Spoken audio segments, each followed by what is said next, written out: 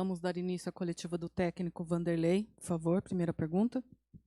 Vanderlei, boa noite. Pedro Ramiro, da Rádio Bandeirantes. Sei que talvez não seja o resultado que você mais gostaria, mas é um empate importante contra o Fortaleza.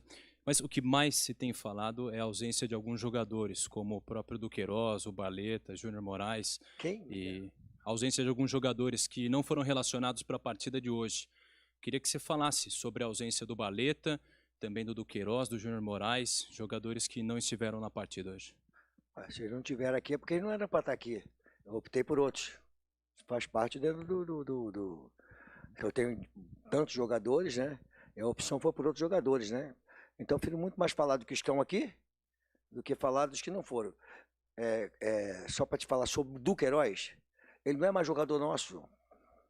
Se eu botar ele, você vai me dar porrada se ele se machucar. Vai falar assim, esse Luxemburgo é responsável, colocou o jogador, daqui a um mês ele vai embora, quebrou a perna, machucou, que nem o Luizão lá atrás contra o Borussia, que ele se machucou, e eu falei que não era para ele jogar, e ele jogou e perdemos 10 milhões de dólares. Essa pergunta que você faria o contrário se eu colocasse ele para jogar, tomasse uma porrada e falar, pô, o Luxemburgo é responsável. Então eu prefiro que ele vá cuidar da vida, ele não está mais com a cabeça aqui, ele vai buscar um outro espaço, outro lugar, e a gente vai colocar os jogadores que eles possam estar com a cabeça aqui. Só vou falar do Queiroz porque é uma coisa que... Agora os outros, cara, não tem por que eu falar dos caras que não vieram para cá, tem que falar dos caras que estão aqui, entendeu?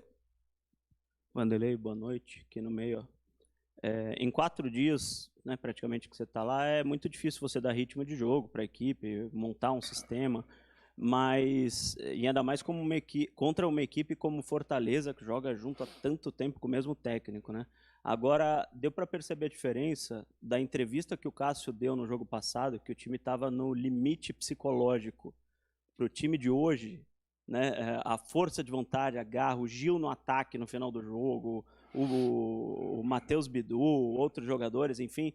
O que você fez para mudar esse ânimo do Corinthians e se você concorda que esse foi o grande diferencial do jogo passado para o jogo de hoje, por favor? Obrigado. Boa. Assim, se você percebeu, o Corinthians foi consistente em cima daquilo que nós treinamos no primeiro tempo. O Fortaleza tem um time muito bem organizado, já está com treinadores na 3ª temporada, contrata jogadores de acordo com o que ele precisa para a sua equipe, e é uma equipe que todo mundo está encantado de ver jogar aí, porque é um time bom, é um time muito bom. E nós conseguimos deixar ele dominar a bola. O que eles queriam? Que nós fôssemos marcar ele sob pressão no campo deles, para poder encontrar espaço para velocidade, tanto do lado direito como do lado esquerdo, que são jogadores velozes. Ele trocou o jogador, o Pochettino, que joga naturalmente com o Thiago, já não jogou hoje porque ele quis deixar o meio-campo dele mais consistente, porque ele sabia que a gente ia ter um meio-campo mais consistente. Então, quer dizer, já houve uma preocupação do adversário com a gente. E o time se manteve equilibrado no primeiro tempo. Depois, em função do resultado e da busca de querer uma conquista, vai se desorganizando naturalmente. As mudanças vão acontecendo, então não tem é muito pouco tempo para que você consiga entrosar tudo ao mesmo tempo, né? Então eu achei que foi muito bom. O Matheus com o Rony e o Fausto, eles deram consistência e conseguiram chegar. Agora precisam chegar um pouco mais. A entrevista, cara, isso aqui é Corinthians, o desgaste emocional vai ter.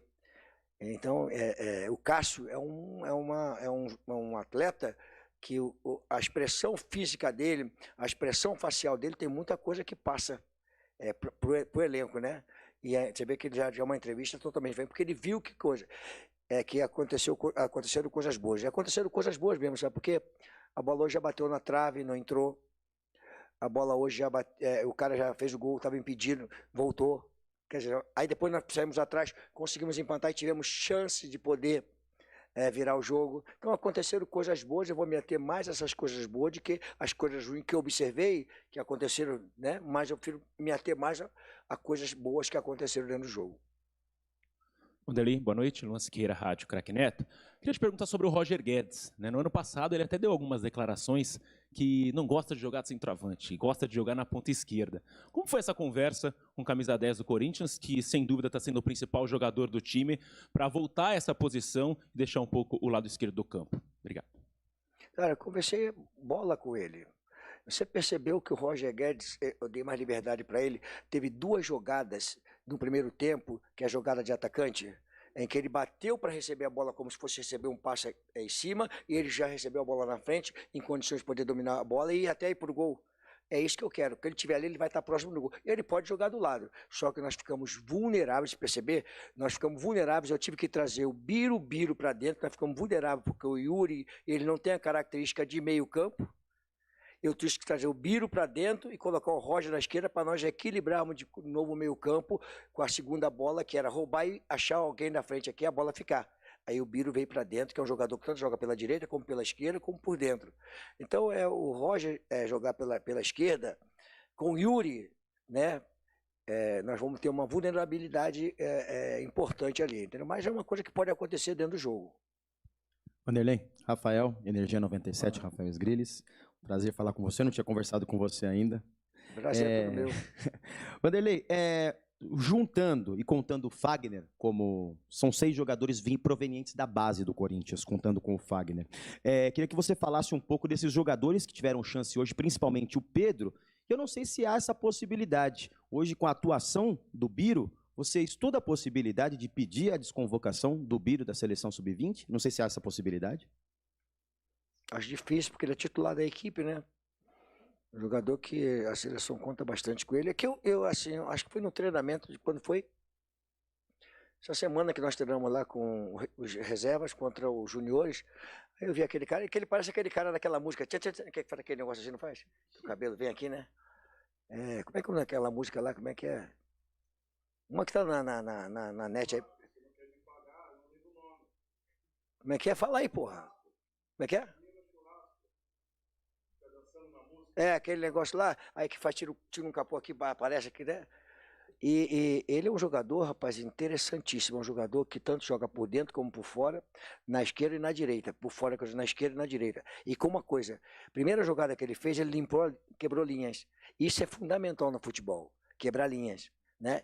E depois, quando eu passei ele para dentro, ele deu um tapa, que ele achou o Roger de primeira, que é jogador que sabe jogar bola, né? Eu cheguei agora, se eu tivesse chegado um pouquinho antes, eu ia pedir para que ele não fosse, porque o Hendrick não foi, né? Então acho que o jogador que nós precisamos de colocar como mercado de futebol, valorização da base, e para a equipe que precisa de um jogador talentoso como ele, né? Eu teria pedido para que ele ficasse aqui. Ele e o Pedro são jogadores importantes. Nós estamos fazendo um processo de renovação, na oportunidade para os jovens. Eu gosto muito disso.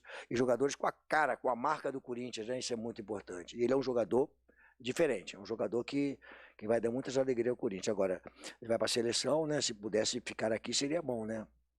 Agora, só não entendo porque é um jogador que... o Hendrick, né? Tá ficando e é um jogador que levaria para a seleção naturalmente, né? Mas faz parte. Oi? Não dá mais tempo? Eu acho difícil, cara, né? Acho difícil. Mas se puder, seria bom, né? Se pudesse.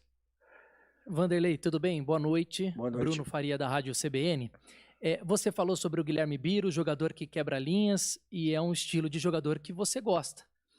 Eu queria que você fizesse uma análise do Pedro hoje, fez apenas o 6º jogo dele pelo profissional, o 2º como titular. Que avaliação você faz dele? E se esse é o estilo de jogo que você procura, com jogadores de velocidades pelo lado do campo. Obrigado. Ele é velocista, né? Ele gosta de espaço, né? E a proposta de jogo nosso que não era de marcar adiantado, era marcar um pouco mais da intermediária para trás, para ter bola, porque o que o Fortaleza queria é que nós marcássemos adiantado. Eles são muito fortes nisso, tanto com o Moisés como o que joga o Canhotinho, que joga na direita lá. Então eles são perigosíssimos. E aí eu fiz o time chegar um pouquinho mais. Então precisava do Biro, só que nós giramos a bola muitas vezes no primeiro tempo, e aí nós até conversei sobre isso aí, no intervalo. E ela chegava no Murilo, e aí o Murilo, o Rony, já podia achar o Biro direto no mano a mano. Aí ela vinha no Fábio Santos e com o Dita já nas costas dele. Era um passe que seria melhor, mas isso é coisa de treinamento. Porque o Biro é bom quando tiver um espaço para ele poder estar no mano a mano, velocidade.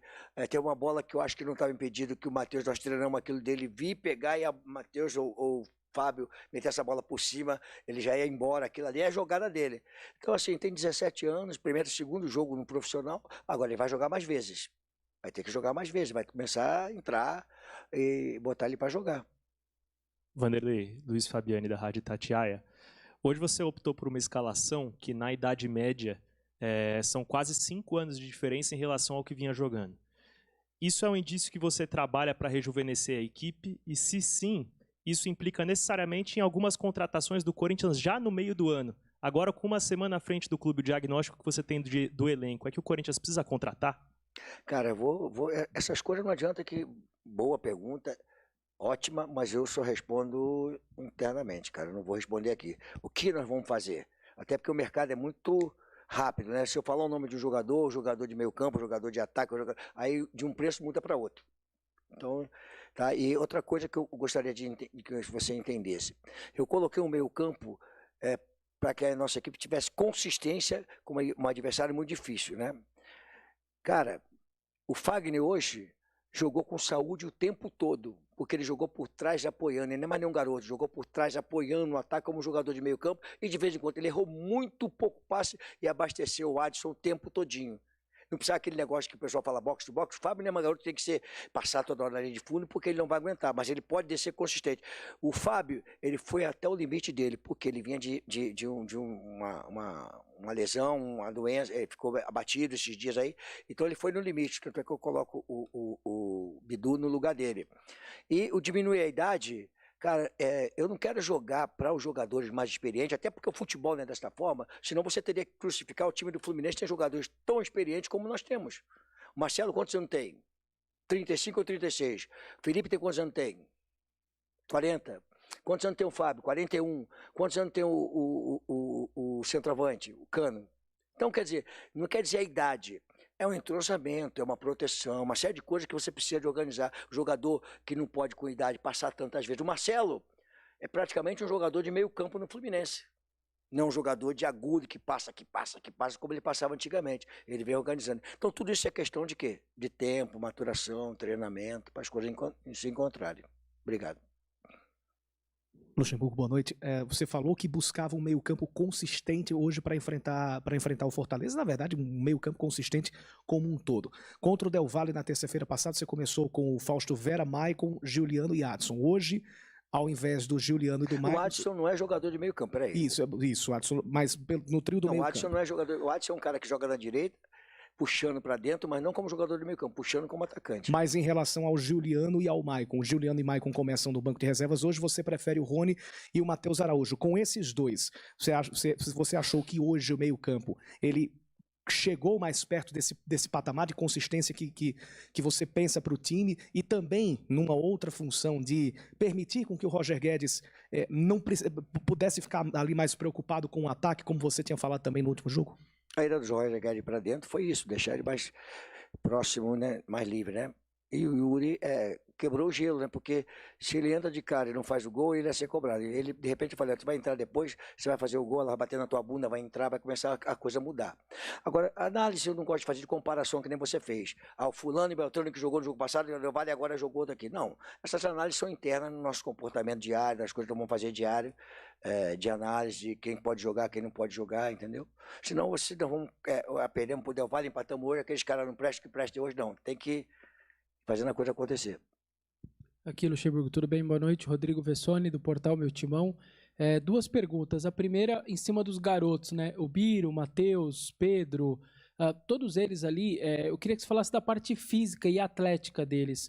Porque o futebol de hoje, né, com a marcação muito perto, enfim, você precisa ter a sustentação física para um drible, para um lançamento, eu queria saber, você está encontrando isso? Porque muitas vezes os seus jogadores tomam a trombada, tem a pegada, eles caem no chão, enfim, quanto tempo você acha que isso, com uma suplementação alimentar, enfim, quanto tempo que isso melhora, se você também já diagnostica aí uma situação de crescimento nesse sentido?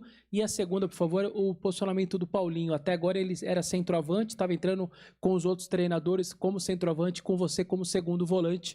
Você conversou com ele, é uma decisão sua, a partir de agora ele entra no meio de campo e nada aquela coisa de centroavante mais? Obrigado. Cara, se você ver uma consistência de equipe hoje e quadra passada, você vai ver que já houve um acréscimo do jogo passado para esse jogo. Por quê? Não é porque nós avançamos fisicamente, porque a equipe compacta,